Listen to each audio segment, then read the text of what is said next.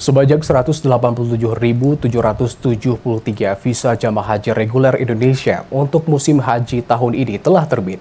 Kementerian Agama Republik Indonesia menyatakan proses permohonan visa terus dikebut agar pemberangkatan jemaah dapat berjalan sesuai jadwal. Proses pelunasan biaya perjalanan ibadah haji atau BP reguler tahun 1446 Hijriah atau tahun 2025 masih telah rampung. Kini Kementerian Agama atau Kemenak memfokuskan perhatian pada percepatan penerbitan visa jemaah haji menjelang jadwal keberangkatan gelombang pertama ke Tanah Suci.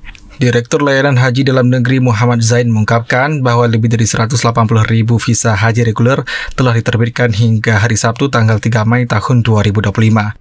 Ia menyebutkan visa yang sudah terbit mencapai 187.773 jemaah. Adapun tahun ini Indonesia mendapat total kuota 221.000 jamaah, terdiri dari 203.320 jemaah haji reguler dan 17.680 jemaah haji khusus. Dari kuota reguler sebanyak 190.897 merupakan jemaah yang berhak berangkat berdasarkan urutan porsi, 10.166 jemaah prioritas lanjut usia, 685 pembimbing ibadah haji dari KBIHU, dan 1.572 petugas haji daerah. Zain berharap proses penerbitan visa dapat rampung sebelum pemberangkatan dimulai.